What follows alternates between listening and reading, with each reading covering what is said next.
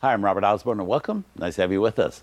Up next for us, as part of our 31 Days of Oscar Festival, we have a lineup of films which are in the Academy Award process in a very strange way.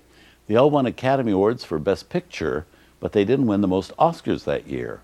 There are 14 such movies which share that common thread. We have a sampling in the hours ahead.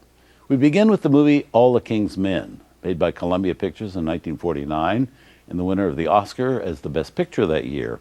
In the final tally, it won 2 other Oscars as well, for Broderick Crawford as Best Actor and for Mercedes McCambridge in her film debut for Best Supporting Actress. In all, 3 Oscars. But another film that year won 4 Oscars, and that was William Wyler's movie The Heiress. So that actually was the film with the more bragging rights than any other that year of 1949. And a great movie it is, but so is All the King's Men, and we're going to bring it to you right now. It's a very powerful film directed by Robert Rossen, based on a Pulitzer Prize-winning novel by Robert Penn Warren, which he in turn loosely based on the life of the real-life former governor of Louisiana, Huey. In the movie, the Huey Long character is called Willie Stark, and it follows Willie from his time as a small-time backwater politician, quickly rising, as Huey Long did, through the political ranks by connecting with the little people of the state, doing so by fighting poverty, improving schools, and greenlighting public works projects. Unfortunately, he turns out to be as corrupt and power-mad as those other politicians he claims to be opposing. Now, in addition to Broderick Crawford and Mercedes McCambridge, the cast includes John Ireland, John Derek, and Joanne Drew.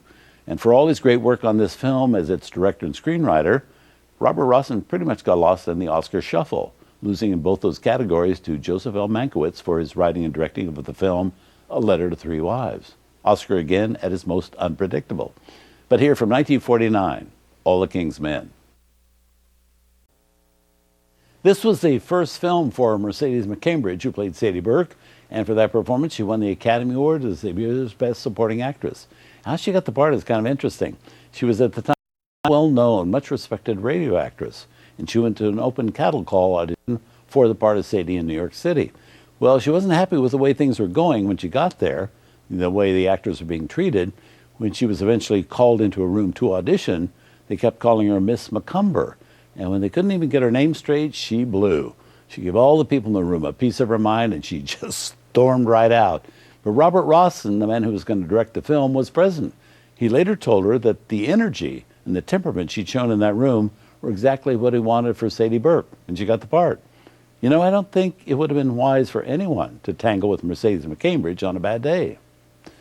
Up next, a rousing Best Picture Oscar winner, directed by the great Frank Capra, and starring Jimmy Stewart, Jean Arthur, and a great friend of ours here at TCM, Ann Miller.